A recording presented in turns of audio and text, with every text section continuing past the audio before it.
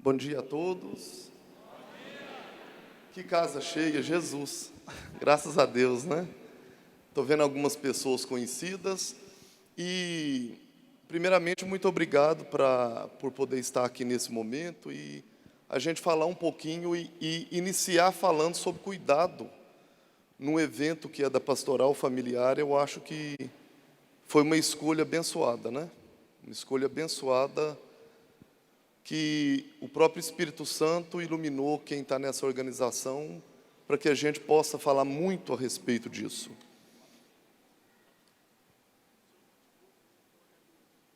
Aí ele está falando que o meu notebook não entrou HDMI. Então, enquanto isso, vocês dão uma organizada aí, uma mudada? Eu tenho que ir falando até então. Já foi. Isso. Pediram... O tema em si é o cuidado centrado na pessoa. Como eu sou enfermeiro e trabalho diretamente no cuidado, a minha prática profissional ela é diretamente ligada a pacientes em fase final de vida. Eu trabalho com cuidados paliativos, né? Já tem aproximadamente 8 anos que eu dedico somente a essa prática e que muitas pessoas acham que isso é uma especialização de profissional de saúde só. Mas cuidado é uma coisa que, naturalmente, quem é pai e mãe tem, por natureza, o ato de cuidar. E esse nome, centrado na pessoa, isso muitas vezes me incomoda, porque quando eu cuido de alguém, é claro que eu tenho que centrar na pessoa. Mas quando a gente fala centrado na pessoa, foi uma situação que teve que acontecer para que as pessoas que tivessem no cuidado não esquecessem que o mais importante é o ser humano e não a remuneração que eu tenho em cima do cuidado da pessoa e não os méritos que eu tenho voltados para quando eu cuido da pessoa e não quanto à visibilidade que eu tenho que ter quando eu cuido das pessoas. Muitas vezes isso me preocupa por ser cristão também, é porque quando eu cuido de pessoas que têm uma religião, às vezes eu tenho mais dificuldade do que quando eu cuido de pessoas que não têm. E é muito melindroso eu falar isso aqui nesse evento, né? Por que cuidar de pessoas que têm uma religião, às vezes se torna mais difícil? Porque religião e espiritualidade estão na mesma casa, porém, a pessoa pode ter espiritualidade e não ter religião, e ter religião e não ter espiritualidade. Eu vou falar um pouco mais disso depois. Mas quando a gente fala de pessoas que têm religião e eu tenho mais dificuldade de cuidar, é porque muitas pessoas tratam Deus como matéria financeira, econômica, bancária, como título de capitalização. Deus, para muitas pessoas, são pessoas que eu invisto nele, fazendo bem, e ele é obrigado a me devolver de volta com bem. Na minha família, se eu faço bem, não pode ter câncer. Na minha família, se eu faço bem, não pode ter acidente. Na minha família, se eu faço bem, não pode se perder um filho. E quando isso acontece em algumas famílias, Deus deixa de ter o valor que Ele tem só por ser Deus. Esse é o problema de, às vezes, cuidar de pessoas que têm uma religião. Eu não estou especificando, mas às vezes não é só ter uma religião. Às vezes é ter um banco dentro da sua espiritualidade. Então, muitas pessoas que a gente cuida, um senhor mesmo, há 2 semanas atrás, falou comigo, um senhor de 54 anos, descobriu um câncer avançado, e quando a gente foi comunicar com ele que o tratamento curativo, no momento era impossível, que ele ia ter que, né, ser submetido a medidas de conforto, olha o que ele me falou. Alexandre, eu sou um pai que nunca fui na porta de um bar, eu nunca fumei, eu nunca bebi, eu sou da Conferência São Vicente de Paulo há 22 anos e Deus me traiu. e Deus me traiu. Que Deus é esse? O seu Deus é um Deus que te ajuda a atravessar caminhos difíceis, ou um Deus que te condena e te castiga? Ou um Deus que é obrigado como banco a ver que todas as vezes que você sai de casa para vir num evento como esse, você olha para ele e fala: ó, estou aqui, comigo não pode acontecer nada não. Então, quando a gente fala de cuidado centrado na pessoa, eu quero trazer alguma coisa da pessoa, porque nós temos que imaginar que quando eu cuido de alguém, quando eu dedico a uma pastoral, quando eu dedico a um cuidado, eu tenho que centrar na pessoa, e não na troca que o mundo é obrigado a me dar. Eu tenho que desvestir, eu tenho que me apagar, me anular enquanto julgamento e, principalmente, um julgador de necessidade de recompensa que muitas pessoas têm.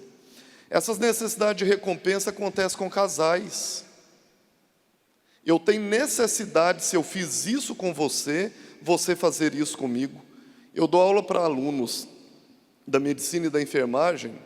O que eu tenho de alunos da medicina com depressão, vocês não têm noção. O quanto. E quando eu vou atender cada um, sabe o que eles falam? Alexandre, os meus pais já me cobram devolutiva do curso que eu estou fazendo desde agora. O meu pai paga para mim determinada coisa, mas ele fala, perto de todos os amigos, eu tenho certeza que ele vai me retribuir com tudo. Olha a necessidade de cobrança. Se aqui tem pai ou mãe que cobra do seu filho retorno por aquilo que ele faz, centrado na pessoa e não na troca, ele está de alma limpa. Mas se você ajuda o seu filho, se você cuida do seu filho, e a sua necessidade é que ele obrigatoriamente te pague, não foi centrado na pessoa. Não foi centrado na pessoa. Você fez banco de capitalização com seu filho também. E quando a gente traz o cuidado centrado na pessoa, eu quero justamente que vocês pensem neste tipo de cuidado, em que eu cuido do outro sem esperar dele nada em troca. Eu trouxe essa fala, esse cordel do Patativa do Assaré, porque eu gosto muito dele, e ele fala uma coisa que é muito interessante. Olha isso. Morte, você é valente. O seu poder é profundo. Quando eu cheguei neste mundo, você já matava gente. Eu guardei na minha mente este seu grande rigor. Porém, eu lhe peço um favor. Para ir ao campo santo, não me faça sofrer tanto. Morte, me mate sem dor. O que é que o Patativa trouxe quando ele falou sobre isso? Ele falou justamente que nós humanos não precisamos nos enganar, que todo mundo sabe que vai morrer. Ou seja, se você reza, você morre. Se você não reza, você morre. Se você acorda mais cedo, você morre. Se você não acorda, você morre. Se você é bonzinho, você morre. Se é ruinzinho, morre também. Então morre. Isso não tem jeito. Inclusive, tem determinadas coisas que as pessoas falam em velório que eu fico só admirando. Quando morre jovem, eles vão e falam assim, conforma. Deus gosta de quem é bom, por isso que ele morreu novo. Gente, a partir desse momento nós estamos falando que todo idoso é ruim. Se ele está durando muito é porque não é bom. Né? Então, na verdade, nós sabemos que a morte é fato. Porém, o que as pessoas pedem? As pessoas pedem o seguinte: quando for me levar ao Campo Santo, ao cemitério, não me faça sofrer tanto, me mate sem dor. O grande medo nosso, na verdade, não é a morte, é o sofrimento para morrer. E a maioria das pessoas que eu convivo, muitas vezes o sofrimento não é nem o pensamento do sofrimento dele para morrer. É o pensamento das pessoas dele sofrer com a morte dele. Isso é um dos grandes sofrimentos. Como que meu povo vai ficar? Eu converso com muitas pessoas em fase final de vida, E quando eu lido com eles, eu falo com eles assim: qual o seu medo? O seu olhar hoje está de medo. Qual que é seu medo? O meu medo vai ser como que meu marido vai ficar, como que meus filhos vão ficar. Esse é o grande medo, é o medo do sofrimento. E isso é uma coisa que me incomoda muito, e eu trago de um conterrâneo meu mineiro uma fala que eu vou discordar dele, vocês acreditam? Olha o que ele fala: a dor é inevitável, o sofrimento é opcional. Eu discordo totalmente dele. Eu venho aqui discordar dele, porque a dor é evitável sim. Nós temos como diminuir a dor da pessoa quando eu centro o meu cuidado e minha atenção a ela. O sofrimento, ele não é opcional. Se alguém tinha um voo marcado para vir para cá e perdeu o voo, ou perdeu o ônibus, perdeu o que seja, na hora que perdeu a pessoa xinga, acha ruim, sofre, é inevitável. Depois a gente arruma desculpa, depois a gente fala assim: é porque não era para eu ir, ou porque o avião ia cair. E você fica sabendo que o avião não caiu, o povo chegou e está aqui super bem, né? Então, na verdade, nós temos que ter muito cuidado, porque quando ele traz essa fala, sumiu de novo. Quando ele traz essa fala, eu discordo, porque a dor ela pode ser evitada. Por exemplo, quando a gente fala de dor física, e a gente vai fazer, por exemplo, um curativo numa pessoa, se eu medico ela meia hora antes, eu posso evitar a dor na hora do curativo. O sofrimento eu não posso.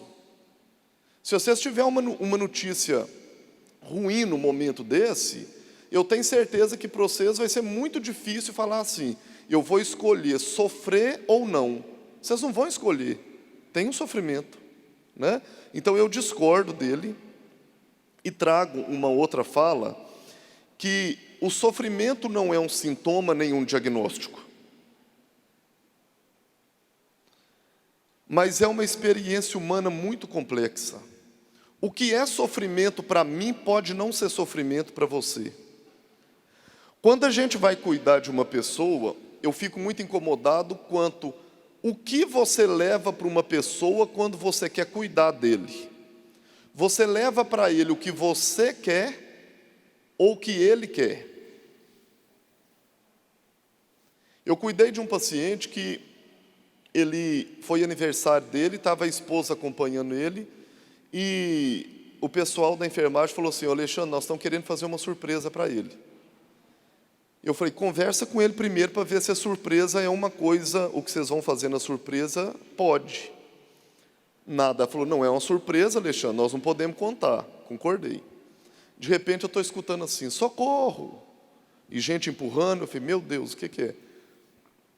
As meninas tinham entrado com uma penca de balão e um bolinho de aniversário no quarto dele.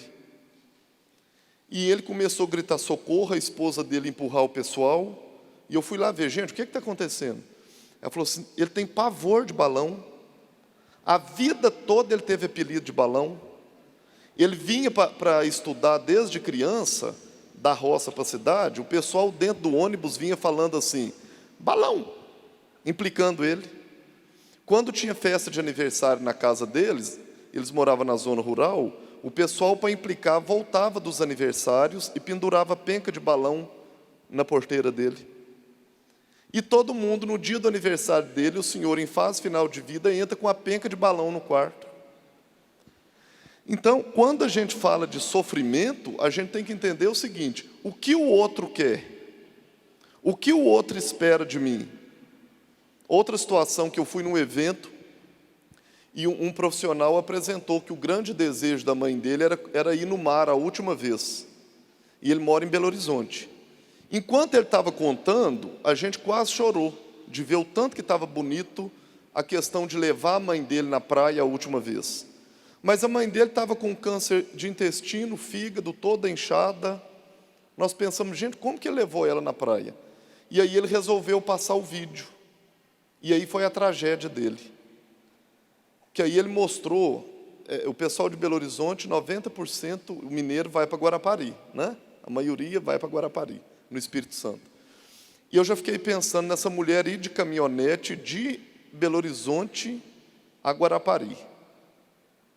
câncer, fase avançada. De repente ele começou a passar o vídeo. E o vídeo mostrava primeiro uma fumaça. Eu pensei assim, a dona deve ter morrido e eles devem estar filmando a chegada dela, né, em outro lugar já. Não era. Aí começaram a filmar menininhas correndo com florzinha silvestre na cabeça. Eu falei, morreu mesmo, são os anjinhos, né? E aí começaram a filmar o pezinho dela chegando na água. Gente, não era pé, era bola de inchaço. E começou a filmar o rosto dela. Cada ondinha que vinha, essa senhora fazia assim. Ai, ai. Porque, gente, ela não queria estar ali. Aquilo foi desejo do filho dela, não foi dela. E eu imagino que ela estava pensando a todo tempo o seguinte, eu tenho que voltar viva ainda. Eu acredito que ela deve ter pedido uma tsunami para acabar com aquilo na hora e não ter volta. Mas como que eu posso pensar em cuidar do outro pensando no meu bem-estar mais do que no bem-estar do outro? Eu vejo muitas pessoas trabalhando a questão de, por exemplo, cesta básica. O nosso grupo ajusta a cesta básica para levar para uma família. Se eu quero fazer o bem, eu tenho que perguntar antes, esta família precisa de cesta básica? Essa família come o que eu estou colocando na cesta básica? Conhece o que eu estou colocando? Será que essa família precisa mais do bem material ou que vá fazer uma oração na casa dela, que às vezes valha mais do que a própria cesta básica? Eu estou levando a reflexão mesmo, que a gente possa pensar sobre isso. Porque quando a gente oferece bem material, o benefício para quem está dando é muito grande. Primeiro que a partir do momento que eu estou dando, eu sou superior ao outro, porque eu tenho, o outro não tem. E será que o outro queria de fato era aquilo? Eu dou a cesta e vou embora, acabou. Ou o meu benefício vai além disso? E aqui eu trago alguma coisa que fala por que eu me importo. Por que eu me importo em falar sobre isso? Por que esse é um tema que me incomoda muito? Porque convivendo com pessoas com doenças avançadas, eu queria contar para quem não sabe, eu acredito que a maioria sabe, há muito sofrimento nas pessoas. Há muito sofrimento. Nós somos privilegiados hoje por estar aqui saudáveis, em condição de ter levantado, de estar respirando, de poder ficar sentado, de poder ir ao banheiro a hora que quiser e voltar. Mas nós temos uma parcela grande de pessoas sofrendo com doenças crônicas avançadas, sem condição de tratamento, e que a gente não tem olhos muito voltados para isso. Foi feito um levantamento numa região do Brasil, próximo ao Cariri, no Nordeste, Norte e Nordeste, em que num raio de 59 cidades numa região, encontrava 3 tipos de remédio para dor física: dipirona, paracetamol e nimesulida. Só. As pessoas que têm doença crônica com dor avançada, que precisa, por exemplo, de opioide, que precisa de fato de morfina, naquelas 59 cidades não tem uma ampola. Nós morremos com um sofrimento exagerado ainda no Brasil, muito grande, por falta principalmente de cuidado. E eu quero trazer esse slide para vocês. Pela The Economist foi feito um levantamento de qualidade de morte, como as pessoas morrem no mundo, e eles avaliaram 80 países. O Brasil está em 42º lugar em condição e qualidade de morte. Nós morremos muito mal, muito mal. Sabe quem está na nossa frente? Primeiro, um desaforo, a Argentina. Morre melhor do que a gente. Mas segundo, eu queria fazer alguns comentários que, por exemplo, Uganda, na África, está melhor do que o Brasil em qualidade de morte. Quando eu falo qualidade de morte, eu não estou valorizando a morte, eu estou valorizando a vida antes de morrer. Tem muita gente sofrendo para morrer, porque a morte é natural. mas eu quero não sofrer para morrer. E para mim não sofrer para morrer, eu tenho que ter quem cuida de mim. Por que o Brasil está nesse ranking? Primeiro, porque os nossos cursos de saúde não ensinam, isso tem pesquisa pronta, não ensina como cuidar de uma pessoa quando a doença não tem cura. Nós temos o hábito de abandonar a pessoa quando a doença não tem cura. E nós temos o hábito de falar uma coisa que eu queria que vocês que estão aqui, se vocês conseguirem não falar isso, eu já vou embora satisfeito. Quando vocês falam quando uma pessoa tem uma doença grave, quando falam assim, não tem nada para fazer para essa pessoa. Ou, oi, o fulano não tem mais nada para fazer. Gente, não tem nada para fazer mais, é pela doença.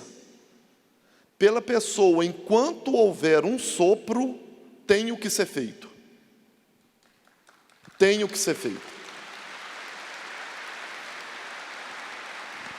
Nós podemos, sem dúvida nenhuma, abandonar determinadas doenças, porque tem determinadas doenças que não tem mesmo cura, mas a pessoa não pode ser abandonada.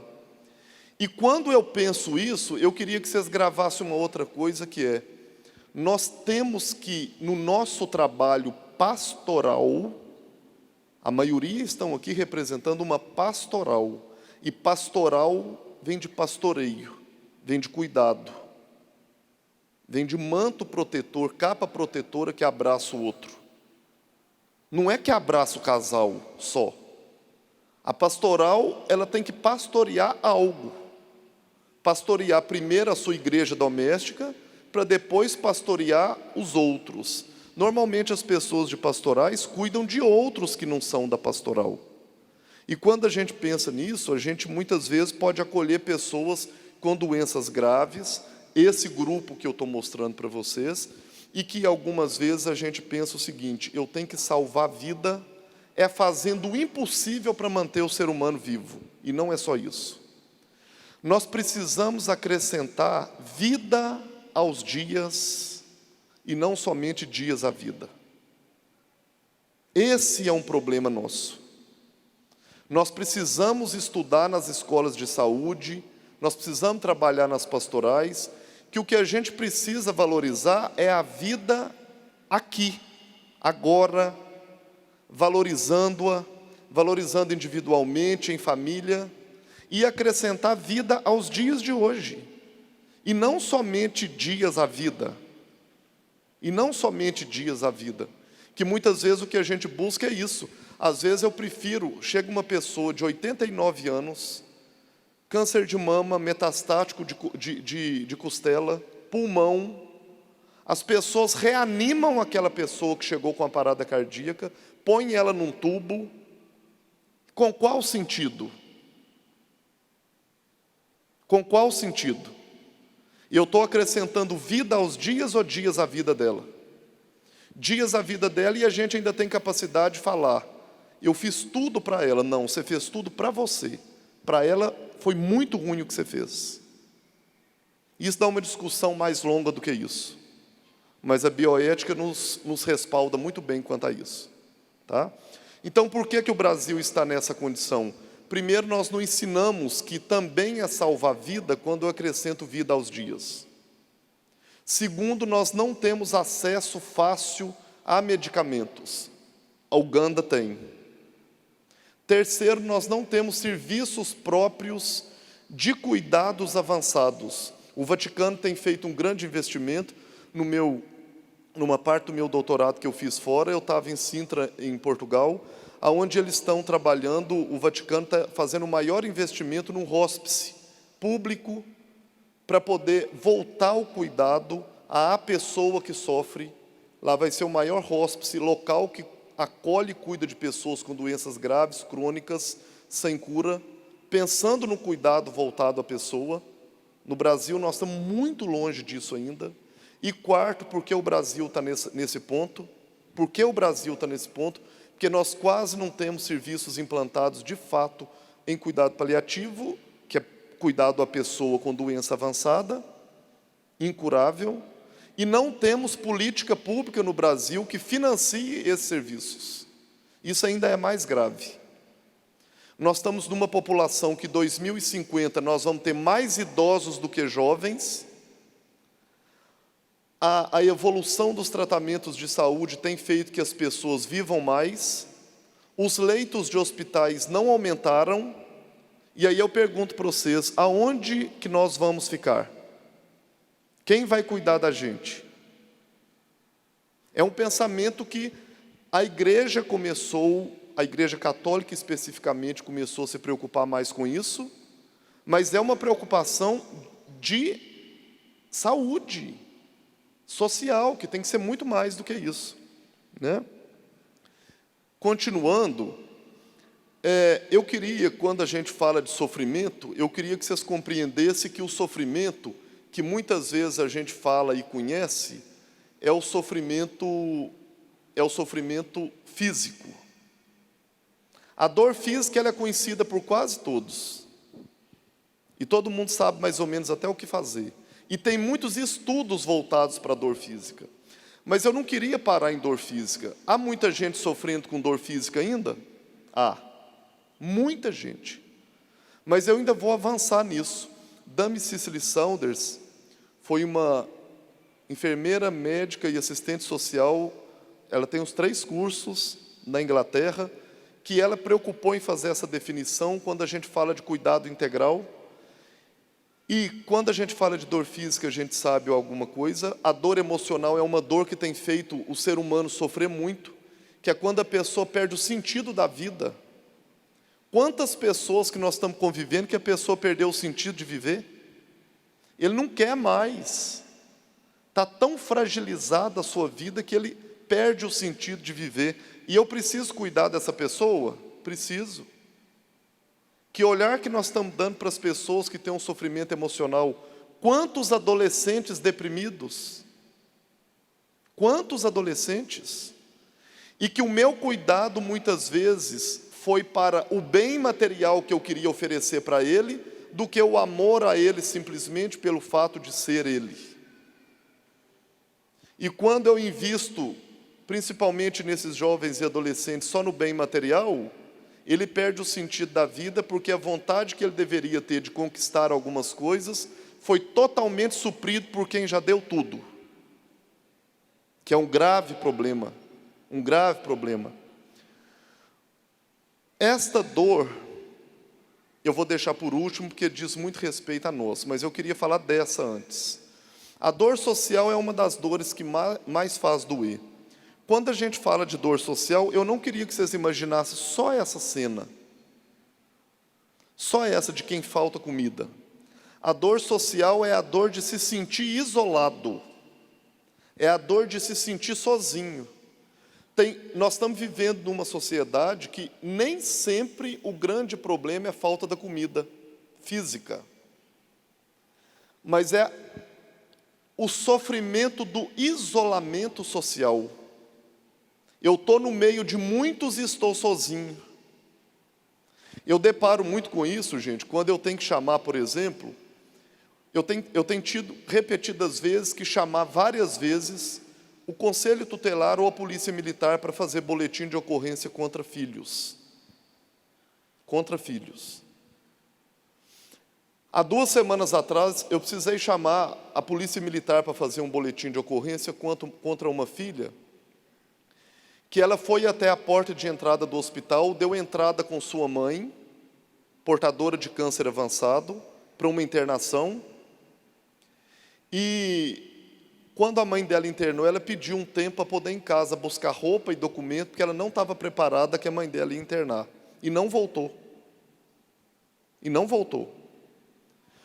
Quando a gente foi descobrir, segura, viu, na cadeira.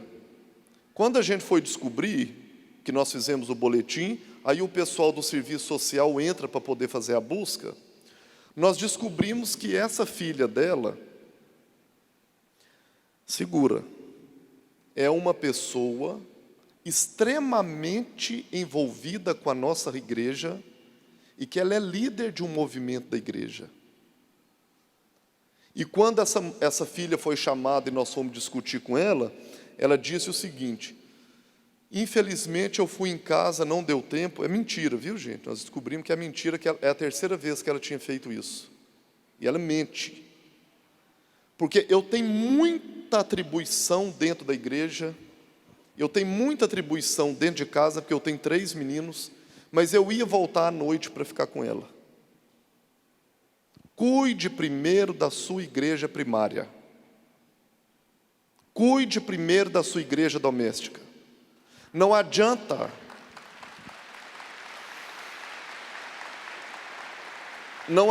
em momento nenhum eu abandonar pai e mãe numa necessidade de cuidado, em que ele necessita e precisa de cuidado, e faz por outros.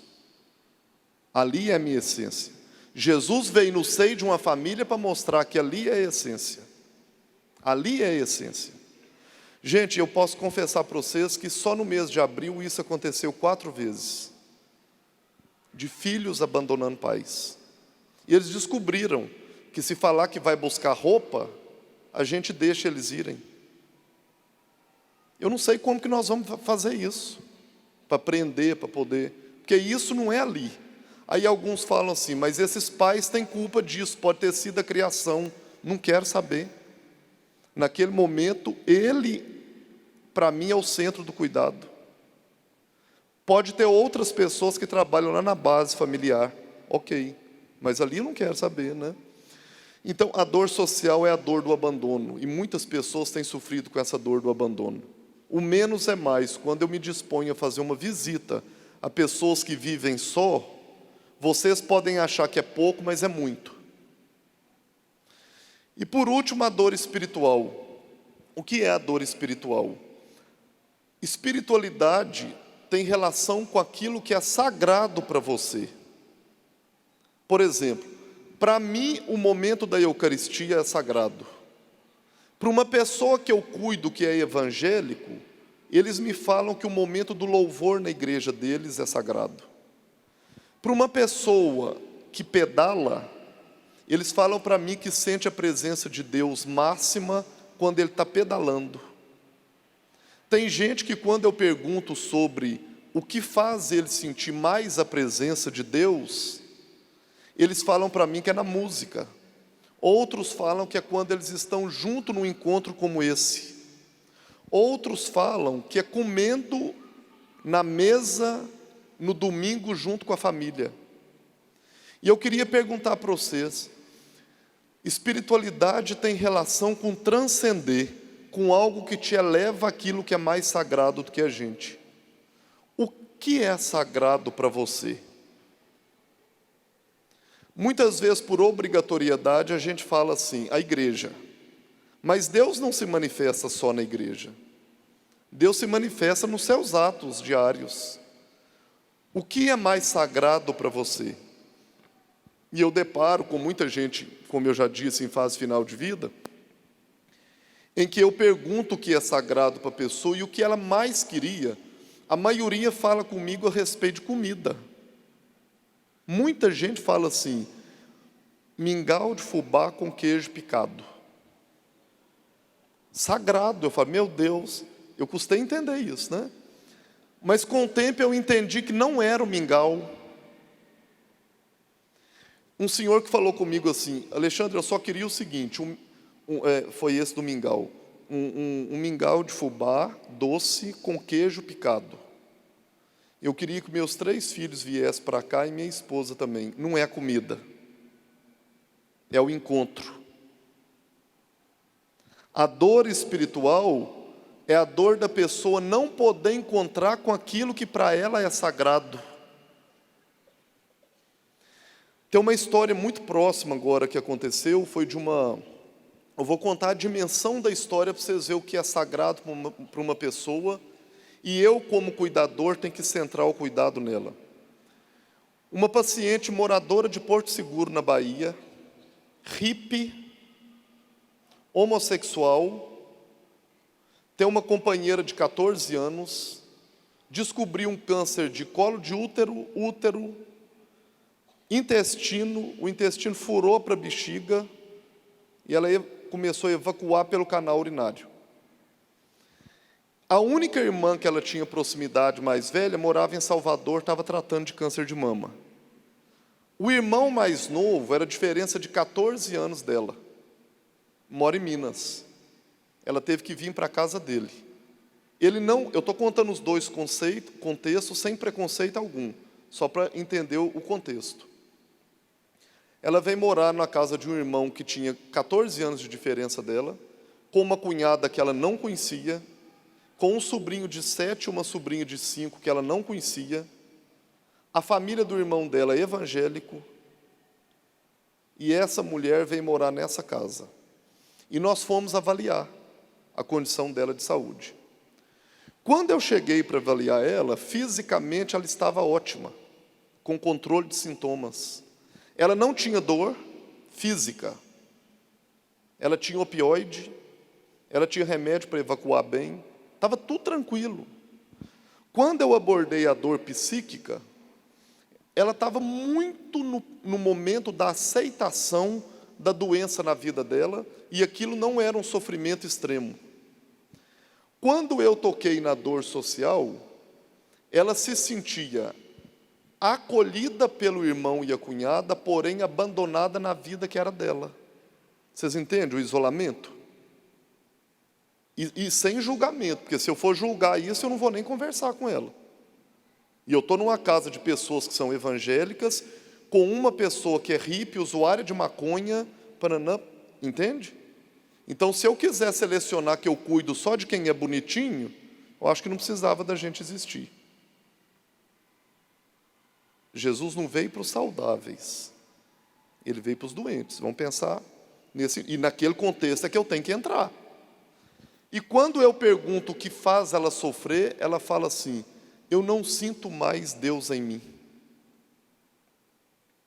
E eu pergunto para ela: por que você não sente mais? Ela falou assim: eu vivia com uma pessoa há 15 anos, e eu não vejo ela desde que eu vim para cá, porque eu não tenho telefone, eu sou hippie, eu morava na rua, e eu tenho saudade dela. Segura, olha o que ela falou: eu tenho muita saudade da maconha. Falei: Jesus, mas não deixa eu pensar. E tem uma técnica de enfermagem que trabalha comigo, que eu já falei com ela assim: eu vou cortar sua perna uma hora, porque quando ela falou maconha, ela faz assim em mim, ó. Pá. Então, eu falei: não me cutuca, porque a mulher vai ver que você está me cutucando, né?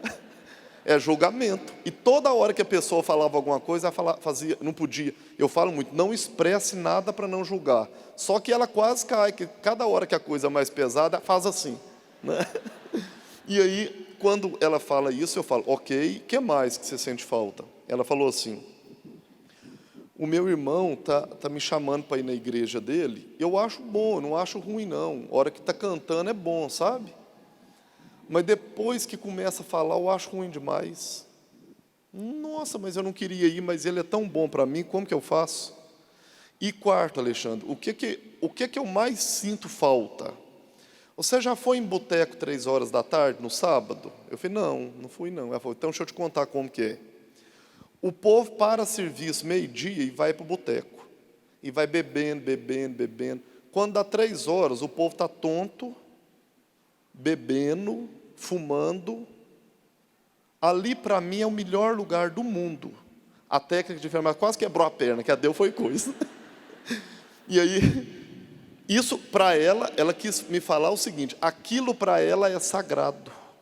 Ela falou assim: o meu maior sonho antes de morrer é poder ir no boteco de novo. Eu achava que era na igreja, que ela ia pedir. Ela falou: no boteco. Eu falei: meu Deus do céu. E quando a pessoa manifesta esse tipo de dor para nós, a gente fica pensando assim: o que é que eu faço? É conversão? É uma coisa que eu posso ajudar ela numa conversão. Será que dá tempo? Tomara. Mas será que o ideal não é eu aproximar dela aquilo que para ela é sagrado, sem danos? Por exemplo, é claro, maconha eu nunca ia levar, sem dúvida. Um telefone com o irmão dela, para ela poder falar com essa companheira, eu tenho a obrigação de fazer com que ela se sinta melhor conversando com o irmão dela, que é a companheira dela. É a pessoa que ela convive há 15 anos. Quem sou eu para julgar? Quem sou eu para julgar alguma coisa? E a outra coisa foi a possibilidade dela ir num bar. não é beber, mas ela queria muito ir num bar a última vez. E eu não posso levar, o irmão não pode levar, mas um vizinho levou. E aí eu voltei numa segunda-feira e perguntei, e aí, como que foi seu final de semana? Ela falou assim, Alexandre, até a minha morfina eu diminuí o horário de tão bem que eu estou. Eu falei, mas por quê? Fiz de bobo, né? Ela falou assim, ó, primeiro que meu irmão me deu um telefone, eu converso com a fulana, ela dá tchau para mim como se eu estivesse vendo ela. Minha companheirona. Beleza. O que mais? Alexandre, eu fui no boteco, mas foi bom demais.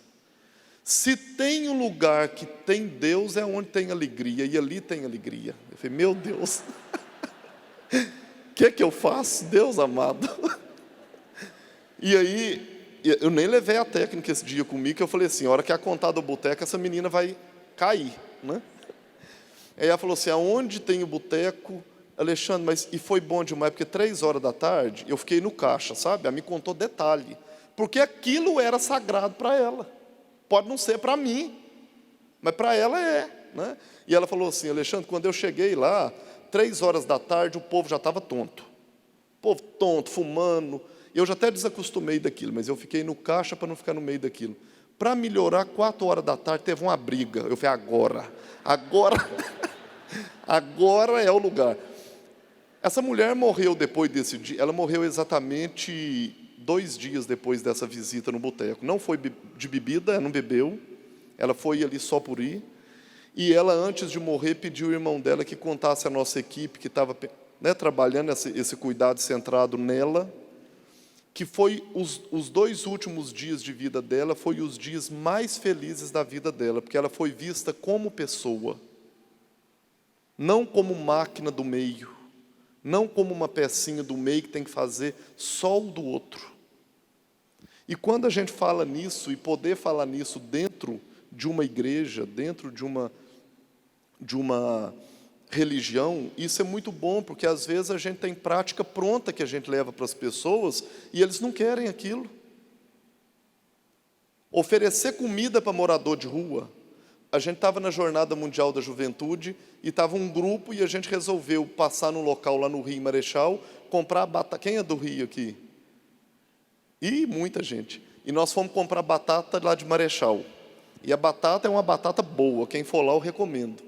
E aí nós comemos batata com linguiça, com carne, com muita coisa, e cansamos.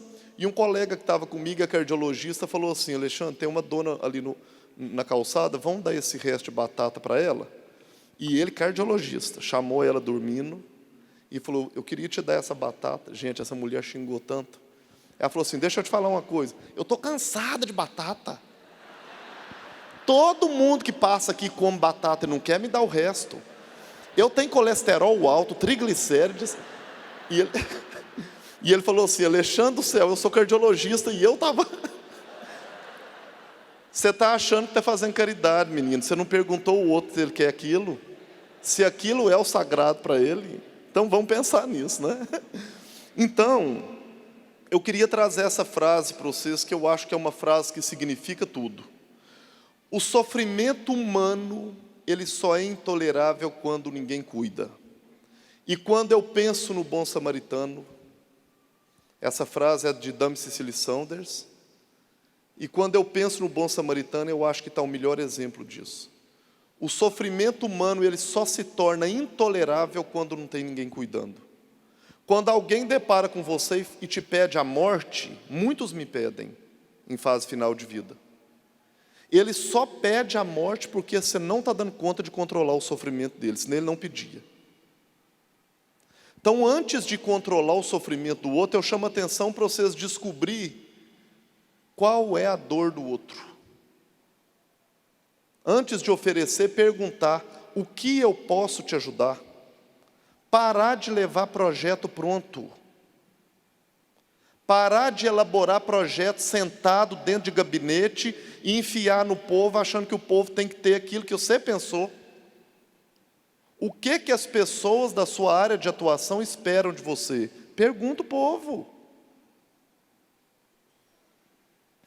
E aí o cuidado centrado na pessoa, ele é um cuidado personalizado, ou seja, para uma pessoa, O que eu vou fazer é pensando na pessoa, não é uma receita de bolo que eu faço aquilo para todo mundo.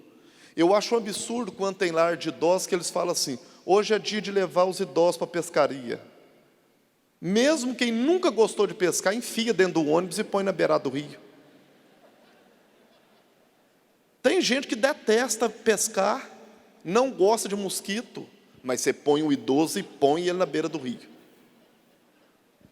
O cuidado, ele tem que ser personalizado. Você quer ir? Você tem vontade? Segundo, ele é coordenado. Alguém ajuda a cuidar. Alguém justifica o cuidado. Fala o que quer. O cuidado é capacitante. Eu devo cuidar do outro pensando em deixar ele dar conta de depois fazer sozinho. Eu tenho que pensar nisso. Porque senão você vai assumir uma pessoa por inteiro e nunca vai conseguir fazer com que ele se sinta bem de dar conta de fazer por ele. É muito mais vantagem ir arrumar a casa para alguém que você sabe que não está dando conta, do que você ir arrumar a casa junto com ela para ela voltar a dar conta de arrumar sozinha. A pessoa quer autonomia. A pessoa precisa de autonomia. A pessoa é tratada com dignidade, compaixão e respeito. E quando a gente traz justamente esse cuidado centrado na pessoa, a gente fala de cuidado total, pensando em ver a pessoa na dimensão física, psíquica, espiritual e social. Eu não posso esquecer que ela é um todo. Oferecer o que as pessoas precisam não é pouco, é o que elas precisam, não é só, é a sua realidade. Tem gente que precisa só que você esteja perto. Durante muito tempo, eu trabalhei num hospital, é onde eu trabalho cuidados paliativos até hoje, e o padre Fábio de Mello foi ficar de acompanhante com um menino que a gente cuidava com câncer. Ele até relata isso numa música dele, e que ele foi ficar com o Fabinho, e durante a noite, no outro dia, ele estava inconsolado, porque ele falou que o Fabinho acordou de madrugada chorando. Eu estou dando um nome fictício, tá? Acordou pela madrugada chorando, e ele ficou muito incomodado de pensar assim: gente do céu, eu vim ficar de acompanhante e eu não estou fazendo nada, ele está chorando por eu não estar aqui. Eu estou aqui, eu dormi. E aí ele perguntou, nossa, o que é que eu deixei de fazer? E aí o menino, o jovem, falou com ele assim: você não deixou de fazer nada. Só de você estar aqui é muito. Eu estou chorando até de emoção de estar acompanhado, eu não estou sozinho. E agora há pouco eu estou com constipação intestinal, doeu um pouco. Mas o simples ato de estar aqui é muito. Nem sempre nós temos que ficar falando. O simples ato de se colocar no lugar é muito. Vamos tentar o máximo possível pensar que o menos é mais.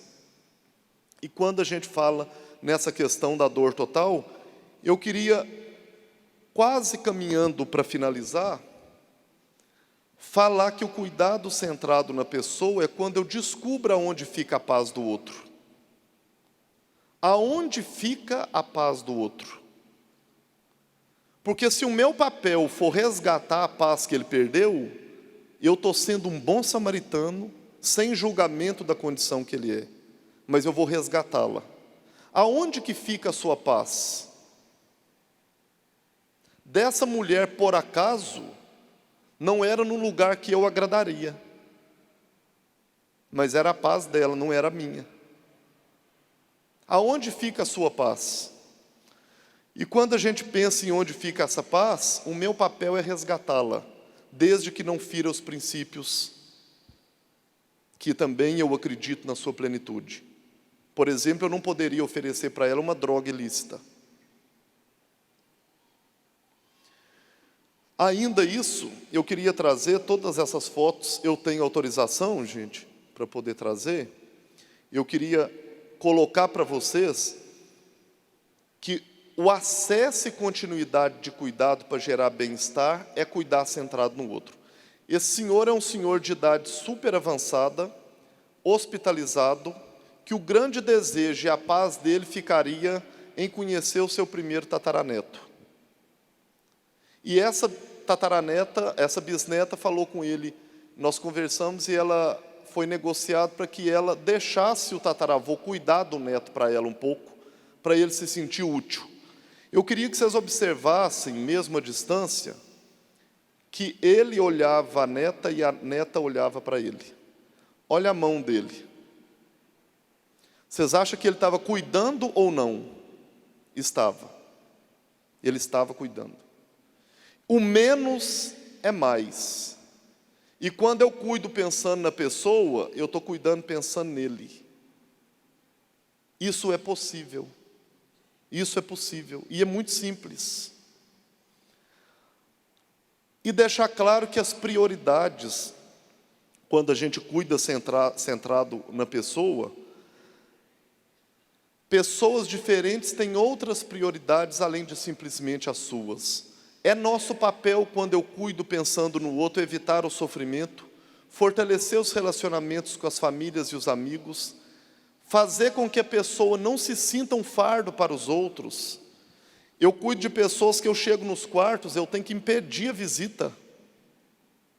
Porque está a mãe deitada aqui, tem duas filhas do lado e uma falando com a outra assim: sábado é quem? A outra fala assim: eu não sou, que eu já fui sábado. Aí a outra fala assim: é o bonito que está lá. A mãe ali no meio se torna o quê? Um fardo.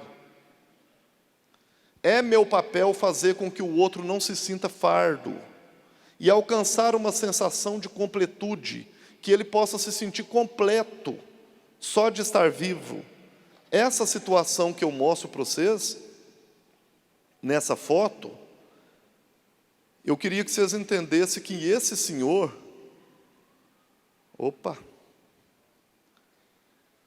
eu queria que vocês entendessem, e eu acho que percebe-se nessa foto, que esse senhor está em plenitude.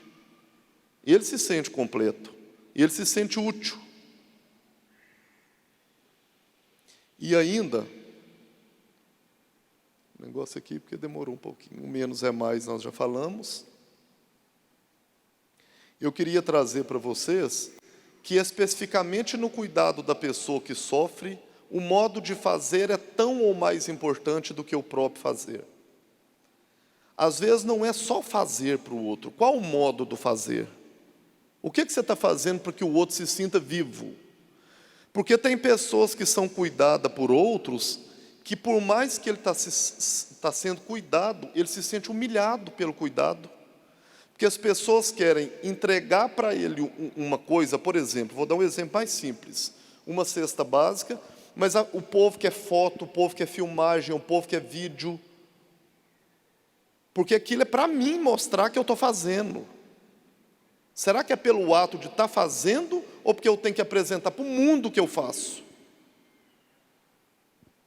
Eu peço assim, tenha muito cuidado com as exposições que a gente tem do outro, porque quando a gente fala que defende a vida, inclusive nós defendemos o direito da pessoa à privacidade dele, onde eu peço ou não para que ele seja exposto ou não. Muito cuidado com essas exposições. E o que fazer? Tem se usado muito uma fala que é empatia. Vocês têm ouvido muito isso? Nós temos que ter empatia. Empatia. Empatia é se colocar no lugar do outro. Eu acho isso muito pouco para nós que estamos falando de uma pastoral. É muito pouco. Empatia, quando eu percebo que alguém tem um sofrimento muito grande, eu me coloco no lugar dele. O que isso tem de ação? Eu queria pensar numa palavra, que ela é muito bíblica, que é a compaixão. A compaixão é quando eu avanço da empatia. A compaixão é quando eu tenho a capacidade de me colocar no lugar do outro, sofrer a dor do outro, sair dela e fazer algo para transformar a vida dela. Eu estou sendo empático ou compassivo? As minhas atitudes enquanto pastoral são de empatia ou são de compaixão? O que eu tenho feito enquanto ser humano para transformar a vida do outro? Ou eu só sofro com o outro e conto história ruim e choro? O nome disso não é pastoral. Porque pastoreio, o pastor faz algo. Pastor não se coloca no lugar da ovelha e fica pastando. Pastor tem ação. Qual é seu papel enquanto pastoral? E aí eu queria trazer que compaixão é simplesmente fazer com que o outro conecte-se com o seu sagrado. O sagrado é algo que nós falamos até agora. Quais são suas ações de empatia? Ações de empatia chama compaixão. Quando eu tenho ação, é compaixão. Algumas estratégias que não é receita de bolo, mas que eu acho que vocês podem levar para poder fazer com que essas ações fiquem práticas, né? Claro. Oferecer para ajudá-lo. Nós precisamos fazer pergunta como: parece que você não está muito bem. Percebo que você quer falar comigo alguma coisa? É chamar a pessoa para desabafar aquilo que ela pode necessitar. Então, o início de conversa é escutar do outro. Segunda estratégia, compaixão. Terceiro, encorajar a revisão de vida, encerrando pendência e valorizando as pessoas que só queixam. Nós deparamos com determinadas pessoas que o tempo todo queixam, lamentam o tempo todo, e que é nosso papel fazer com que ele faça uma revisão, porque a vida não foi só ruim. A vida não é só ruim. Tem momentos muito bons que a gente precisa resgatá-los. Mas tem gente que se coloca numa posição só de lamentação. Jesus, quando fazia, ainda faz os seus milagres, tem uma passagem bíblica que ele conta que Bartimeu estava à beira de uma estrada, esperando Jesus passar, e que ele foi muito antes para aquele local, e quando Jesus passou, ele estava ali esperando o milagre, que eles falaram, o pessoal começou a gritar com ele. A Bíblia coloca que a população o repreendeu, porque ele estava gritando muito. Ele falava: Jesus, filho de Davi, tenha compaixão de mim. E o pessoal o repreendeu. E Jesus, como ele opta pelos excluídos, Jesus escolheu ele. E quando Jesus se colocou do lado dele, ele ajoelhou e ele usava uma capa, porque as pessoas com hanseníase usavam capa, porque os outros não podiam tocar neles para não contaminar. Jesus falou com ele assim: levanta, joga sua capa e segue, a sua fé te curou. Ele repetia inúmeras vezes: a sua fé te curou. Até que ponto que nós só choramos junto com a pessoa, ou temos uma atitude de compaixão e de mostrar ao outro que, se ele quiser, a fé dele pode transformar a vida dele? Nós que trabalhamos pastoreio, pensar que ele pode revisar a sua vida, quando Jesus fala: joga sua capa e segue, joga suas desculpas e segue. Porque falar assim: porque eu tenho um filho que mexe com droga, porque meu marido bebe. Gente, isso aí tem um tanto. Joga sua capa e segue, vão seguir. Porque nós não podemos só parar. Outro, explorar sentimento de culpa e possibilitando reconciliações. Eu tive essa semana, na terça-feira, um pai que em fase final de vida teve reconciliação com sua filha. Eu tive um filho de 18 anos, um paciente de 18 anos, com leucemia, e na fase final de vida a mãe dele estava cuidando dele, eu fui abordá-la. Presta atenção nessa fala para vocês verem o encontro, o que significa. E quando eu fui falar com essa criança, esse adolescente de 18 anos, fui abordar ele, a mãe dele já me recebeu assim: você sabe o que é isso aí? Droga. Esse menino está assim, droga. O menino, gente, estava da cor desse fundo, fase final de vida, e a mãe xingando. Eu não posso julgar essa mãe, eu tenho que conhecer que dor é essa dela. Essa dor dela possivelmente é a dor da perda. É a dor de estar perdendo o filho, ela tem que pôr em alguém. E quando eu perguntei a ele o que daria sentido à sua vida naquela altura, ele falou comigo assim: Alexandre, eu queria muito um churrasquinho. E eu pensava: como que esse menino vai comer? Aí a mãe dele falou assim: tá vendo? É só o que não pode. Pensa como que você vai comer um churrasco. Eu falei, calma, vamos devagar. Tem um churrasquinho aqui perto, nós podemos comprar. A gente pica filetinho e você chupa e cospe o bagaço. Vão devagar. A mãe dele, se ele morrer, é culpa de vocês. Nossa, nervosa. Eu falei com ela assim, a senhora que vai dar ele o churrasco. E nós vamos te ajudar. E nós picamos e ela começou a dar ele o churrasco, gente. Porque era muito fácil eu me colocar no lugar dela, ser só empático e falar assim, é droga. É droga. E quando a gente começou a desfiar o churrasco e pôr na boca dele, a lágrima nele pingou. E ele disse nessa hora assim, mãe, eu queria te pedir perdão. E essa mulher nessa hora sensibilizou.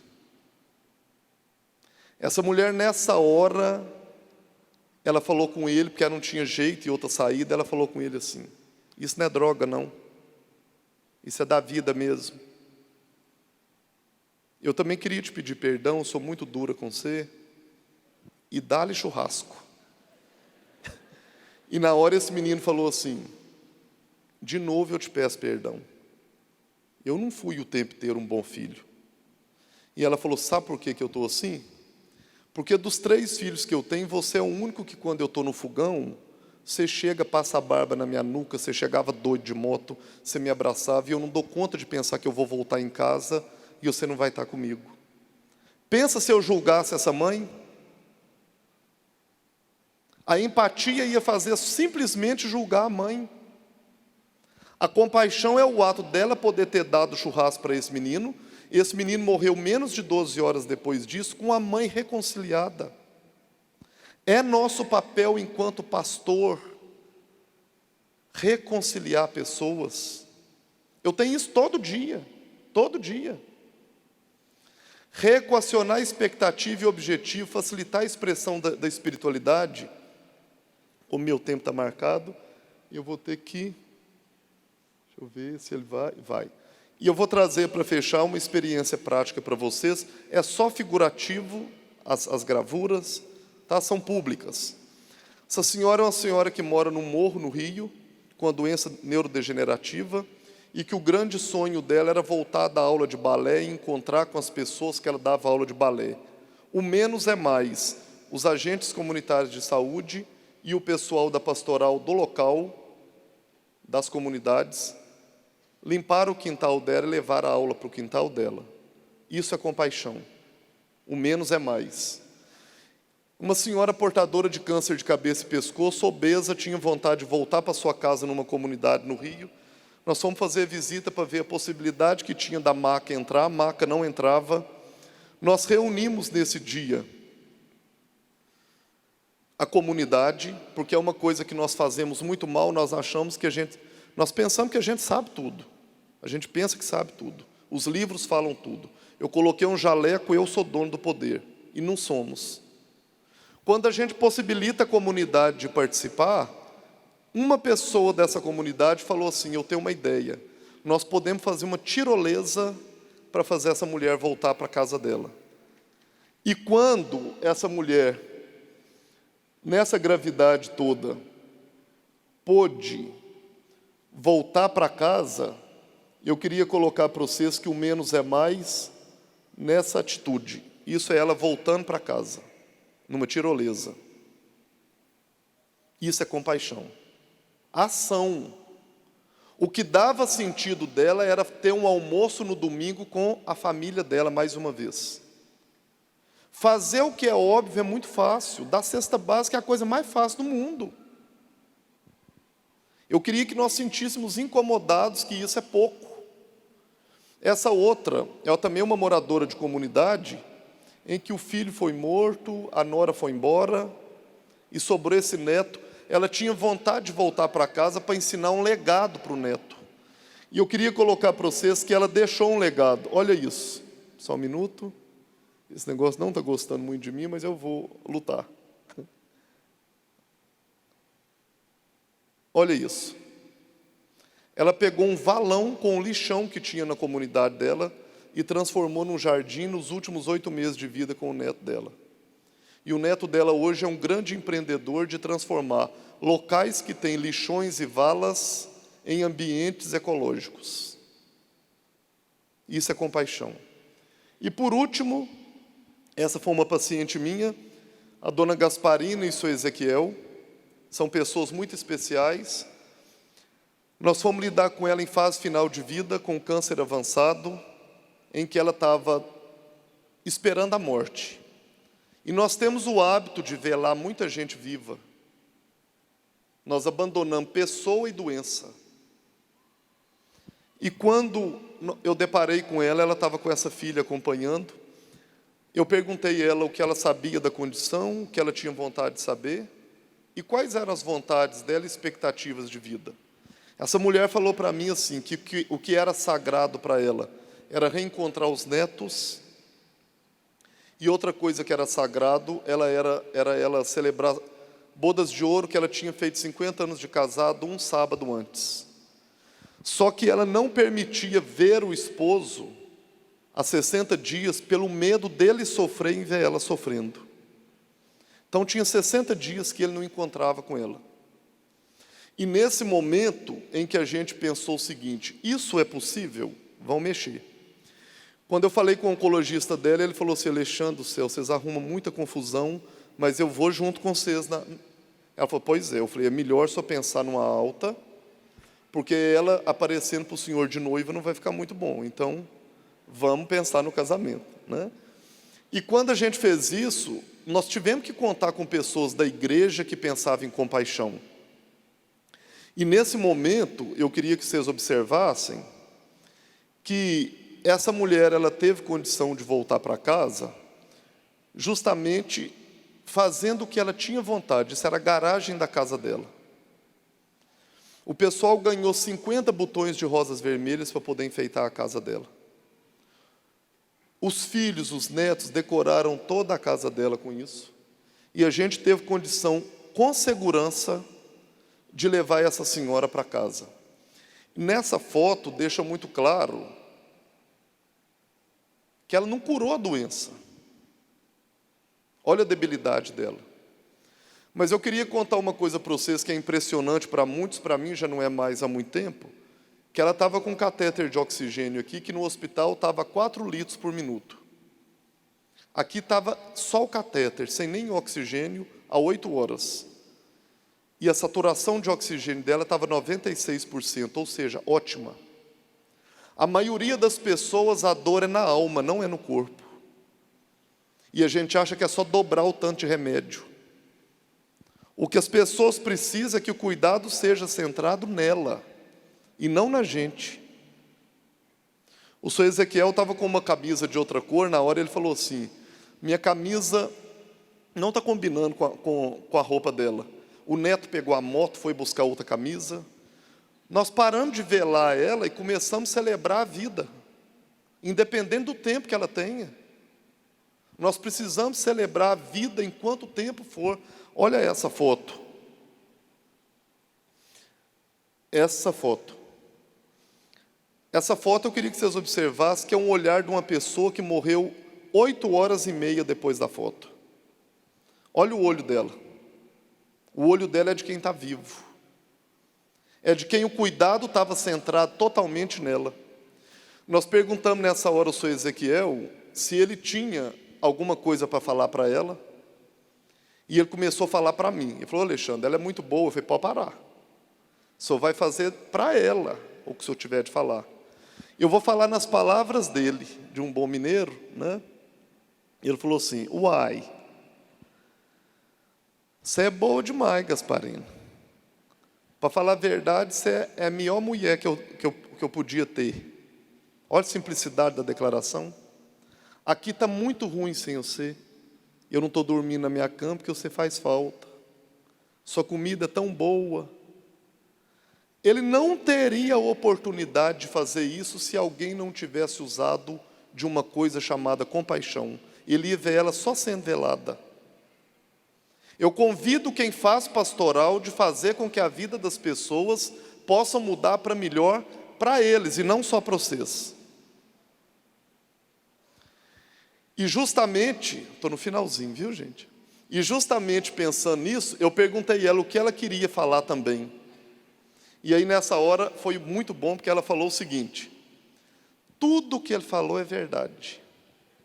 Eu sou muito boa mesmo. A minha comida é uma das melhores. Será que ela ia ter oportunidade de valorizar o tanto que ela foi alguém também muito bom? Muito, né? Muito bem. E aqui é na festinha de casamento, que durou depois um tempo ainda. E para fechar, eu queria trazer esses dizeres. Que eu possa cuidar do outro fazendo com que ele se perdoe, que ele perdoe os outros, que ele possa dizer que ama, que ele possa se deixar amar, que ele possa se despedir. Porque quando eu estou fazendo isso, é um ato de compaixão e de considerar que ele está vivo. Essa foto é uma foto que representa muito, possivelmente um irmão encontrado com outro irmão após os pais serem incendiados. E eu queria que vocês imaginassem que essa foto é uma foto muito emblemática no que diz respeito ao cuidado. Ele está cuidando do outro com água, comida, sem esperar nada em troca, simplesmente pelo ato de cuidar do outro. E quando tocar alguém, nunca toque só um corpo. Quer dizer, não esqueça que toca uma pessoa e que neste corpo está toda a memória de sua existência. E mais profundamente ainda, quando toca um corpo, lembre-se de que toca um sopro, que este sopro é o sopro de uma pessoa com seus entraves e dificuldades, e também é o grande sopro do universo. Assim, quando toca um corpo, lembre-se de que toca um templo, e que esse templo é o templo de Deus. Eu agradeço a todos a oportunidade e que cada um possa levar para o seu dia a dia essa experiência. Obrigado, obrigado.